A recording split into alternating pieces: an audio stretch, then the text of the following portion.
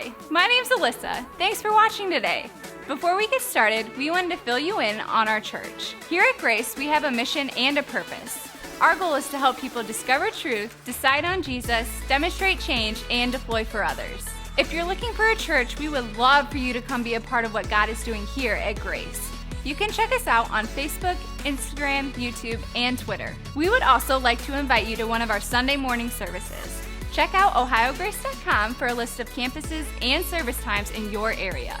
We have a great time gathering for music, hanging out, and learning about who God is and how that affects our lives. Thanks for watching, and we hope to see you here next week at Grace.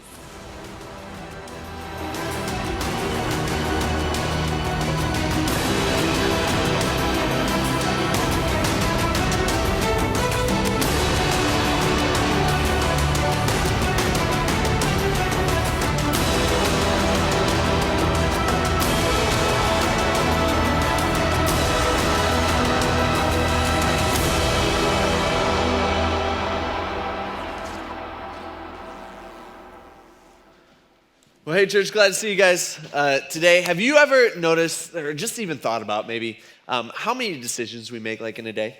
Right? Like we're just like, our whole day is filled up with making decision after decision after decision. I mean, think about it just this morning. Like this morning, you were nice and warm in your bed, all right? And it was comfortable. And then that alarm goes off and you had a decision to make. Am I going to snooze it?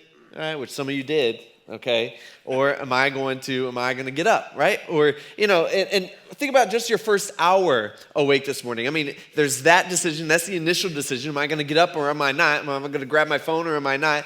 All right, should I go to church? Should I not go to church? It's pretty cold out there. All right, what am I going to eat? What am I going to wear? How am I going to do my hair? Should I be nice to my husband? Should I be a pain to my husband today? Like those are legit, decisions that we got to make. All right, which car are we going to take? Which way are we going to go? Which parking spot am I going to park in? Which door do I want to go to? Where am I going to sit? You walk in the doors. I mean, it's just decision after decision. All right, should I talk to this person? Should I not? Should I avoid them? Should I go in? Should I get coffee? Which kind of coffee? All right, should I stop at the bathroom before? Should I go in? Should I sit in this seat, this section, that section? I don't know.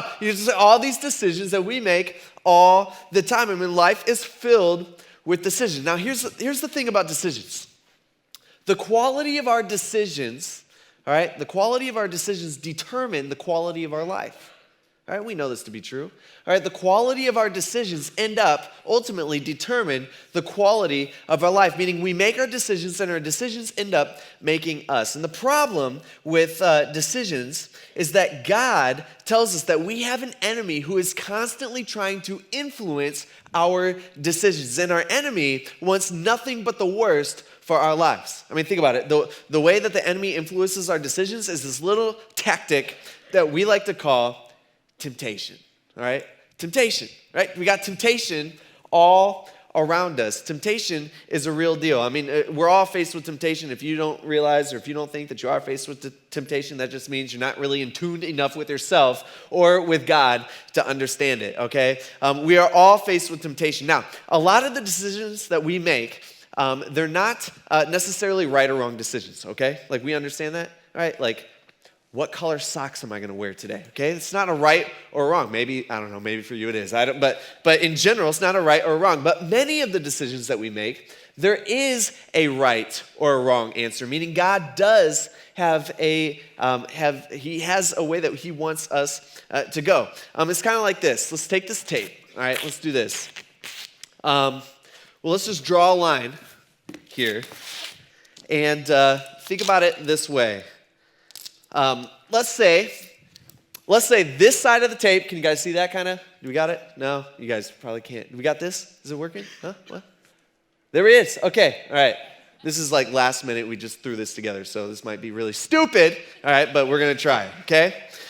So let's say this side of the tape is wrong. So we got a decision to make. All right, this side is wrong, this side is right. We got that? Wrong, right. Wrong. Okay, right. We all got it. So what we all do, this is just how we are. This is how we are as a kid. If you're a parent and you have kids, you know this because your kids do this all the time. And we do this all the time, if we're honest with ourselves. When we know the difference, when we know something is right or wrong, what we end up doing is we get up as close to the line as possible. right? We all do this. We flirt with doing the wrong thing. We get close as we can to temptation without wanting to go over. So a lot of us, think about it. It's let's say we go to the bar, okay? Let's say we go to the bar a lot. That's our thing. Is it wrong to go to the bar? No, all right? It's not wrong to go to the bar.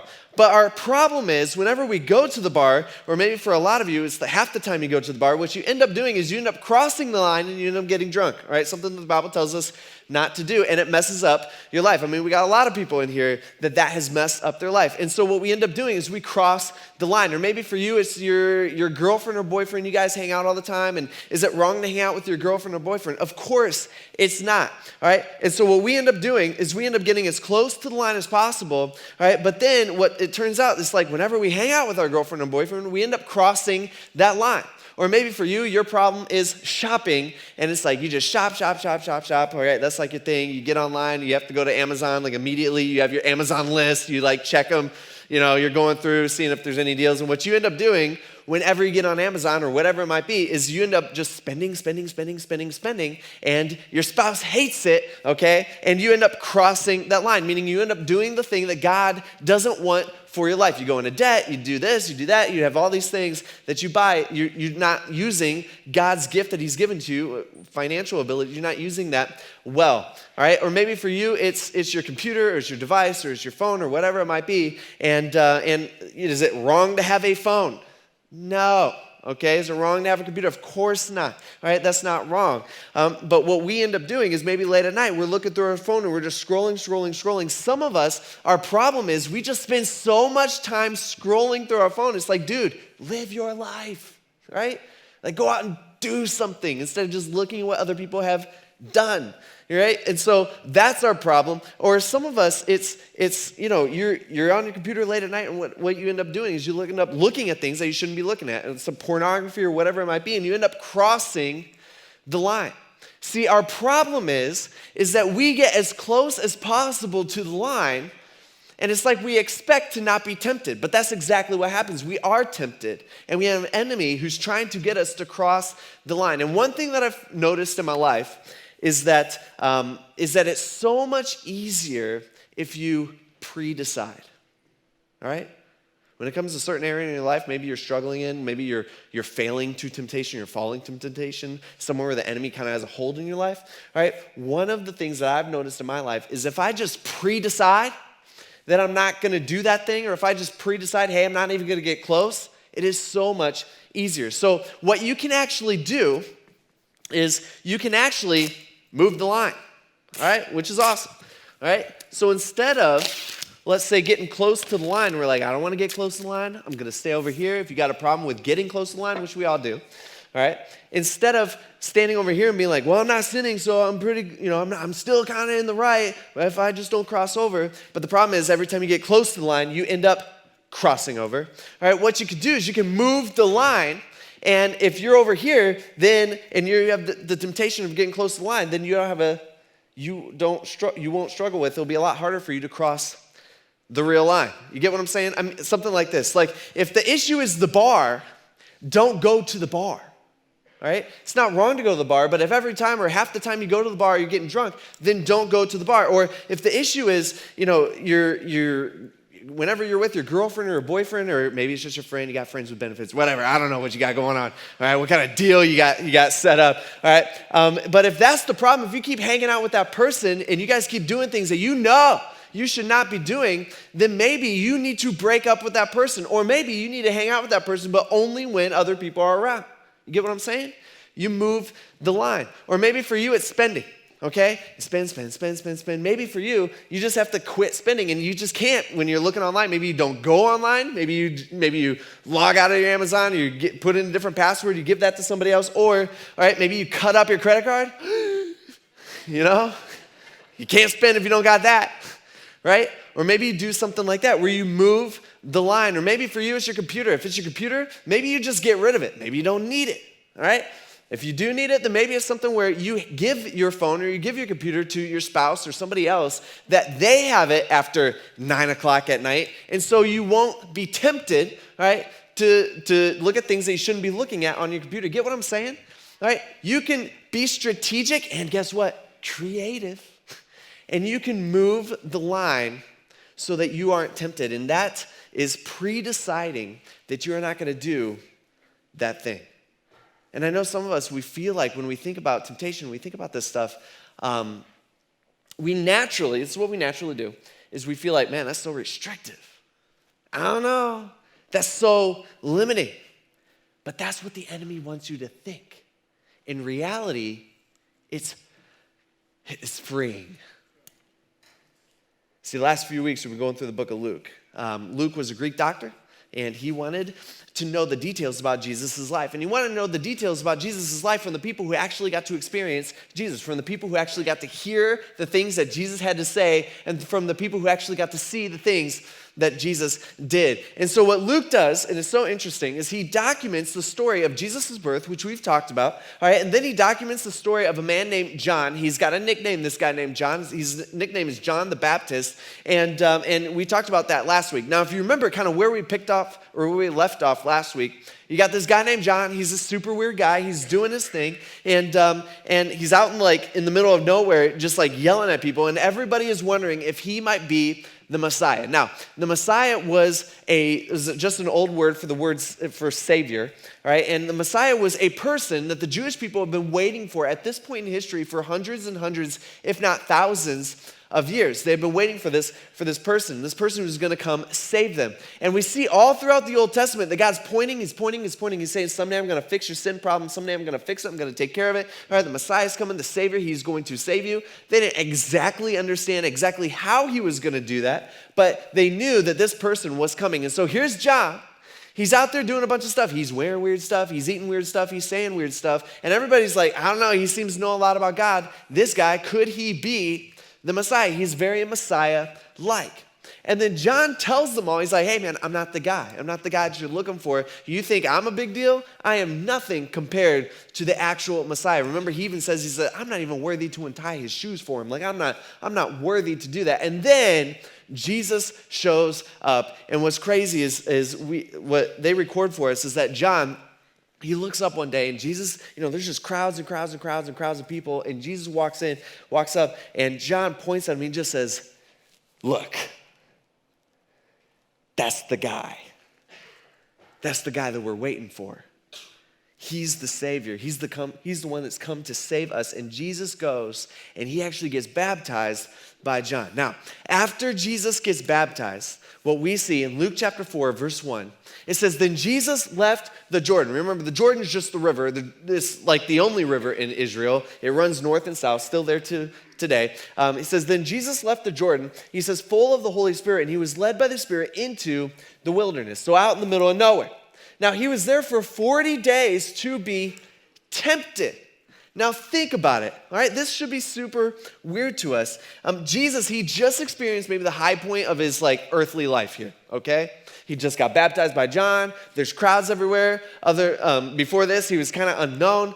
He wasn't doing, he's probably doing his carpentry work, that type of thing, what he had grown up doing. And so now he gets baptized and things are going awesome. I mean, think about it. You got the Trinity shows up. You got God the Father. He's yelling down from heaven. He's like, man, I'm so pleased with Jesus. And then you got the Spirit coming down and kind of landing on him, and everybody can see it. It's crazy. And everybody is kind of in awe of what's going on. And nobody knows exactly who Jesus is, but they're all amazed by what they see. And Mark tells us in his account of Jesus' life, Mark says that immediately Jesus heads out to the wild. Think about it, so backwards. Right? What we'd expect from Jesus is for him to I don't know, he's got a bunch of crowds there, a bunch of people. They're all like, dude, who is this guy? This guy's something special. You'd think he would start teaching them. We see that all throughout the next 3 years. That's what he does over and over and over again. Or maybe he'd march into Jerusalem. Jerusalem's about a day's walk away. It's about 30 miles. He could have gone in Jerusalem, done his thing. That's where a bunch of people were. Or maybe he could have, we'd expect him to start picking out his disciples, you, not you, that type of thing. He starts gathering them all together. Instead, what he does, think about it, is he goes out into the middle of nowhere by himself where he's going to meet up with Satan, right? With the devil. He's going to meet up with him. And Satan is going to throw everything he's got at Jesus. Here, let's back up one real quick. All right, it says, he ate nothing during those days. And when they were over, he was hungry. All right, then, and I bet he was, like I can't go 5 hours without food. All right, Jesus is going 40 days. All right, this dude is, he's the man. All right, it says, then the devil. I really, really, really like how Matthew puts this. Matthew, he writes an account of Jesus' life. This is what he says in Matthew chapter 4, verse 2. All right, he says, after, all right, key word there, after Jesus had fasted 40 days and 40 nights, he was hungry. Okay, we all understand that. Of course he would be. He says, then the tempter approached him. All right, see, do you ever find out, or do you ever realize, or do you ever think about isn't it how it is, like whenever we're like physically the weakest, like it seems like when we struggle with temptation the most? You ever find yourself thinking about that? Or maybe it's like emotionally weakest or whatever it might be. Like here's Jesus. He's been out in the desert for over a month at this point. Okay, he's got no friends. He's got no family. He's got no one to talk to except for God. All right, he's got nothing to do except for pray. He's got no shelter. He's got no bed. He's got no AirPods, no Netflix, no podcast, no Facebook, nothing to pass the time. He's not even got food. All right, and when Jesus is physically at his weakest, I mean, he is literally starving at this point. That is when Satan shows up. Just like what Satan does really in our life. Right? And by the way, the enemy does that, right? Because God tells us that we have an enemy who's always looking to take us down. Like that's what our enemy is trying to do. The enemy knows you. All right? The enemy studied you. The enemy has watched the film on you. The enemy knows where you're weak. The enemy knows when you're vulnerable. The enemy knows your desires. And the enemy tempts you to do wrong. And here's the deal. If you are a Christian, I mean, you know that because you have felt that. See, we have an enemy who wants to influence your decisions. Now, sir, when we think of the enemy, obviously, like in this, we automatically think of like Satan. We're like, oh man, Satan, he's really getting me today. He's really trying to work on me. But in reality, it's probably not Satan messing with you, okay? All right? I don't think Satan's in Tiffin, Ohio. Like, I'm just saying. Like, I don't think we got... we're cool and all, but I don't think we got that much going on the world stage. I'm just probably not super interested in what we got going on here in Tiffin, Ohio. Like if Satan wanted to mess with you or me, all right, specifically, let's just say me, all right, I'm guessing that he's going to send some loser demon to come screw me up. Get what I'm saying? I don't think he doesn't need to, all right? He can send somebody much lesser to trip me up. See, do you understand? We think of Satan as the enemy, but you know who also is a part of the enemy? James tells us this. James says, it's you. It's you. Your thoughts, your feelings, your desires. See, the Bible describes this as our sin nature. All right, it's this thing that's just kind of within us. We are prone to make the wrong decisions. Now, Jesus, he doesn't have a sin nature here, all right? Jesus is perfect. He's got it going on. All right, he's 100% God, but he's also 100% man. And so Satan goes to take him down, and he waits until Jesus is physically completely weak, and that's the time where Satan decides, hey, this is time for me to strike. And so my guess is, I don't know this, the Bible doesn't say this, but I'm guessing Satan showed up, he's eating a sandwich or something, that's what I would do, probably BLT, something really good like that. He's just this is so good. Jesus, all right, too bad there's no food out here. And he looks at Jesus and he says something like this. He says, the devil said to him, hey, if you are the Son of God, Jesus, I know, I'm pretty sure you're God, but I'm not quite sure. So let me just say this, if you really are God, he says, why don't you just tell this stone to become bread? You do whatever you want. Well, why are you starving yourself? I don't get what's going on here. What are you doing? And he tempts him in that way. And so Satan, what he wants Jesus to do is to use his power for self-gratification. Right? He wants Jesus to fill his own wants and his own desires outside of God's will. Now, I don't know about you, but I've noticed that all temptation in my life, personally, it's always an invitation to embrace self-interest. Have you noticed that? It's always a self-serving thing. Whenever I'm tempted to do something wrong, it's I don't know, 100% of the time, it's always about me. You get what I'm saying? Right? And I'm not tempted, when I'm not tempted to be really, really, really, really nice to Kate when I'm super tired and I'm stressed out. Right?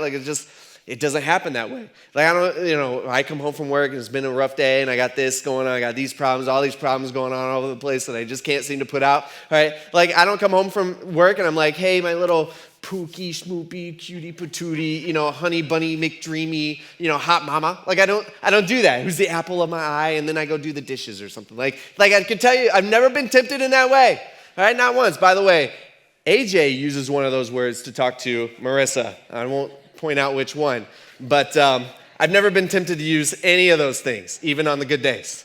Instead, what I'm tempted to do is I'm tempted to be a jerk, and I'm actually really good at it, Like, that's what I'm tempted to do. I'm tempted to embrace my self-interest. That's what Satan is doing here, right? Check out how Jesus responds. It says, Jesus answered him, he says, hey, it is written. By the way, where's it written at? Where's it written? Yeah, the Bible. Right? God's words, God's truth, right? He uses God's truth to push back against Satan's temptation. So if we think about it as a line here, all right, here's Satan. He's like, why don't you come close to the line? And maybe Jesus is close to the line because he's super hungry or whatever it might be, all right, which we're going to be looking at. But instead of crossing over what Jesus says, he's pre-decided he is not going to do any of these things. And he goes, you know what? He uses truth, God's truth, to push him back. He uses truth to distance himself between him and the line. He says, it is written, man must not live on bread alone. See, notice what Jesus does here. Satan tempts Jesus to make bread. Is that a wrong thing? No. All right? Some of you guys are all about like sourdough stuff. I know some of you guys, I hear this stuff. Now I don't know what that is exactly, but I know you got to feed it. Kate told me that 2 weeks ago. I'm like, what does that mean? All right, I don't want nothing. I'm not eating anything that you got to feed. Get what I'm saying? Unless it's dead. All right? Is it wrong? No. All right? Not in and of itself. But Jesus is thinking deeper than the way we think. Jesus knows that if he turns this rock, this little rock into bread to eat, what he's actually doing in that moment is he's taking his circumstances into his own hands. He's not relying on God. And what Jesus does here is he quotes a passage from Deuteronomy chapter 8, where God is basically saying, hey, life is more than just meeting daily physical needs. All right, life is more than just about food and water and all the things that we think we need. And in fact, in Deuteronomy, what God is doing here is he's reminding the Jewish people, he's saying, hey, don't worry about food. I got you. I'm going to take care of you. You just focus on me. See, here Jesus uses God's words to remind himself and Satan that God's going to take care of him, and he just needs to stay focused on the Father. Strike one for Satan, but he ain't about to give up, okay? This is what he says next. He says, so Satan took him. And he took him up, and we find out in, I think it's Matthew, that they actually climb a mountain here, and a nearby mountain, and they showed him all the kingdoms of the world, in a moment at a time. So they're standing on top of this mountain, he's kind of looking out, he says, you see this whole world? You see way off in the distance? He says, the devil said to him, he says, I will give you their splendor and all this authority, because it has been given over to me, right? Remember, who's the ruler of this world? Yeah, sure, ultimately it's God. We understand that. But for this period of time, all right, Satan is like the king of this world, all right? Satan is ruling. He is wreaking havoc on this world. Later we see that Jesus describes Satan. He describes Satan as the ruler of the world. Right? So Satan rules. It's not a forever thing, but it is for a time. And so Satan, right, knowing that this is all his, at least at this moment in time, he makes Jesus an offer. Right? He says, I can give this to anybody I want. All right? Anybody I want. He says, if you then, Jesus, if you are God, all right, if you would just worship me, it's all yours. All right? It's all yours. I got you. Now, for a lot of us, there's just something that kind of grinds us. We're like, here's Jesus being tempted. I don't know, it just doesn't seem wrong. Remember, temptation is not sin. All right, crossing over the line. That's where sin comes into play. But I think this is a real temptation for Jesus. I think it is. See, isn't this what Jesus wants?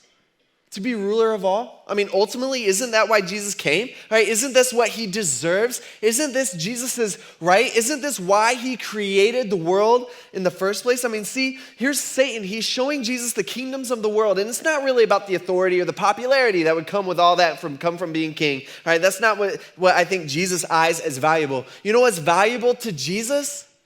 It's the people. in the world. Every individual that Jesus knows, and he knows them by name, and he loves them, and he cares for them, and he wants them so much. He desires a relationship with every single person out there. And here's Satan doing. He's offering them all to him. He's saying, you can have them all. He's saying, you can have it. I will freely give this world to you. They can be yours. You can be theirs. All right? They will worship you. You can do whatever you want. You can rule over them. All you got to do is just one little tiny second of worshiping me. What's the big deal anyway, right? They're out in the middle of nowhere. No one's going to know. I think of all the good that would come from Jesus doing just 1 second of worship. All right, not that he has to get on his knees or anything. He just has to say something, okay? That's all he has to do. See, for us, a lot of us, I mean, we're sitting here, we're like, well, I don't even understand like what Satan's doing here, because think about it, like if Jesus is God, like doesn't he already own everything? And yeah, that's the thing. God does own everything, but in his humanity, Jesus owned nothing. All right, nothing.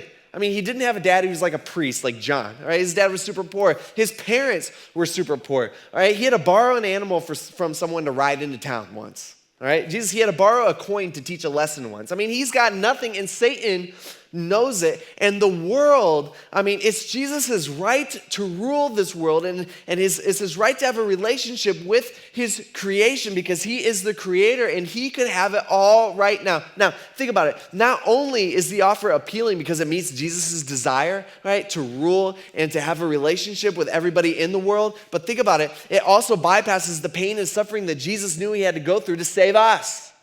It bypasses all that. I mean, here's Satan. He's just like, hey, you see all those people that you love? Man, I'll just give them to you. Jesus, do you know the path that you're on? Like, I'm just asking. Like, are you sure? Right? You know what's going to happen to you, don't you? Like, I'm just telling you, like, the path that you're on, Jesus, is like horrible, okay? Like, it's bad. Like, I'm going to make it hurt, okay? Die on a cross, all right? It's going to be a rough way to go, maybe the worst way to possibly go. And here's Satan. He's like, I'm offering you a solution. I'm offering you a shortcut. You take it now. It's all right. It's okay.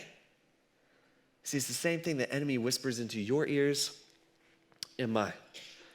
See, the enemy has a way of convincing us that our desires is just the way that we are.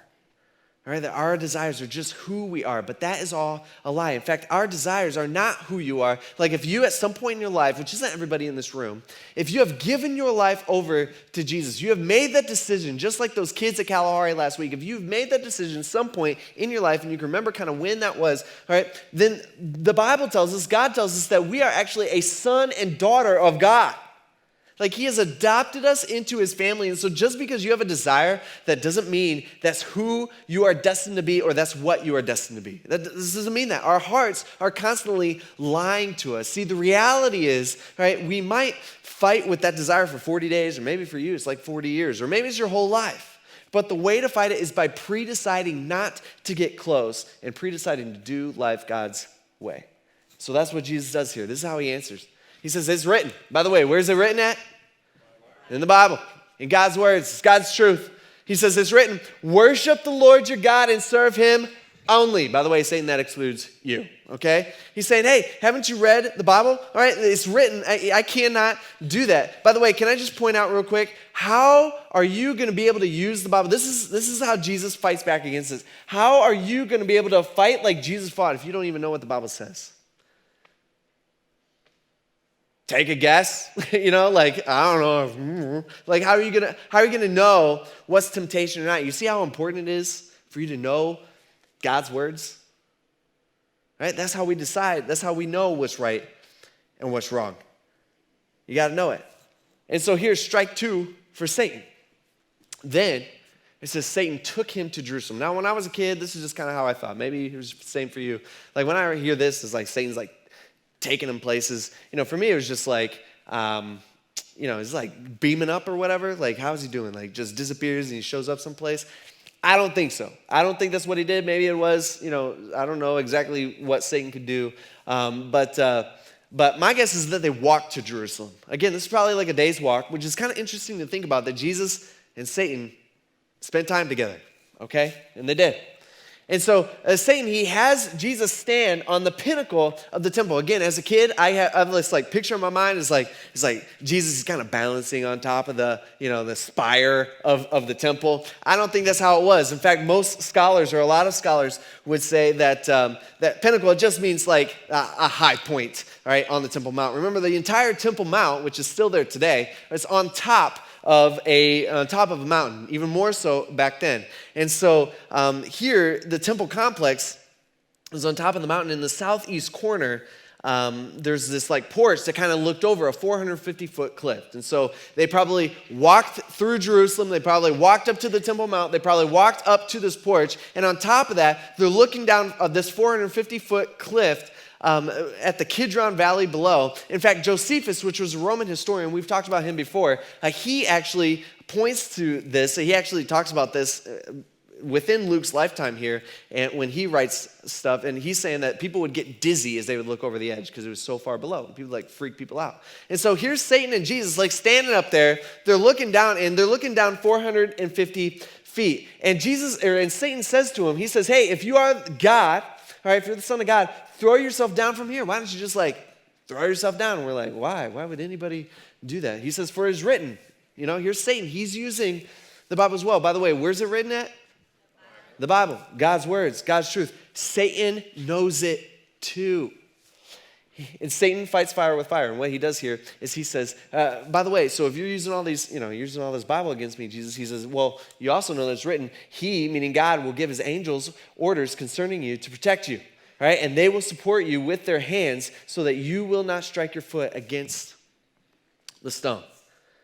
See, Satan misquotes Psalm 91, and it's almost like he's thinking that Jesus won't catch it. And he's presenting Jesus with a marketing strategy in a sense. Right? Here's Satan, he's like, "Hey, Jesus. Nobody knows you. Right? Nobody knows who you are. Nobody knows of you. I got some ideas. All right, Jesus, let me be your PR guy. It'll be cool. All right, let people, if you just threw yourself off here, and there's always people at the temple, all right, that's just day in and day out. There's people all over the place. He said, if you just let people below watch an angel rescue you, like you just jump off this, an angel like swoops in and rescues you because that's what God's going to do. He says, then they will believe. He's like, why don't you just force God's hand or God the Father's hand to save you, and then everybody will believe. It's a pretty good marketing strategy is what Satan is saying, right? But then Jesus answered him. He's like, no. It said, do not test the Lord your God. We're not supposed to force God's hand in that sense. And so here we go. We got strike 3 for Satan. And then in verse 13, it says, after the devil had finished every temptation, he departed from him for a time, meaning Satan was not done with Jesus. See, what's Satan's deal? Trying to get Jesus to sin like this? Think about it. If Satan can get Jesus to sin one time, for 1 second, man, it's over. I mean, Jesus' whole mission, it's over. Like the only way Jesus was able to pay for your sin and for my sin is because he was a perfect substitute, because Jesus was sinless. See, when we make our decision to give our life to Jesus, what we're actually doing is we're looking towards him, all right, that what he did on that cross 2,000 years ago was enough to somehow count for me. That's what we're doing. It paid everything I did wrong because we realize that we cannot pay for all of our wrong. And what we end up doing, the Bible tells us, is we take on his righteousness. So think about it. This is so cool, right? So when God looks at us, he doesn't see our nasty black sin, our nasty black hearts. What he sees is he sees Jesus' righteousness on us. So think about it. If Jesus sins here, there's no payment for our sins. There's no forgiveness. There's no hope. It's a big deal. But he won. And he paid. And because of that, we have the privilege to have a relationship with our Creator.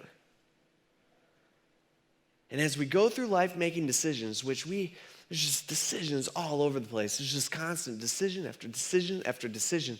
We have the ability to resist temptation like Jesus. You know why? Because 2,000 years ago, a 30-year-old man named Jesus, who claimed to be God, walked out in the middle of nowhere for over a month. He was physically weak, he was starving, and he was tempted by the devil himself. and all of humanity rested on his shoulders. And guess what? He won. He resisted. He pre-decided that he wasn't going to do that. And we can beat temptation in our life because of him. And we can have hope. Let's pray together real quick. God, we thank you for these words. It's something we need to hear. It's something we need to think about. God, temptation is real. Temptation, man, it takes us all down. Like we're all equal footing here. It messes us all up. And God, we ask that we would rely on you. Ask us not to get close to the line. We ask that you would help us not to get close to the line. Help us to pre-decide to do life your way. And God, we thank you for that. And we thank you for giving us the ability to be free in that way. And God, we ask this in Jesus' name. Amen. All right. Hey, we will see you guys back here next week. Stay warm out there. And have a good week. Thanks for watching, and we hope to see you here next week at Grace.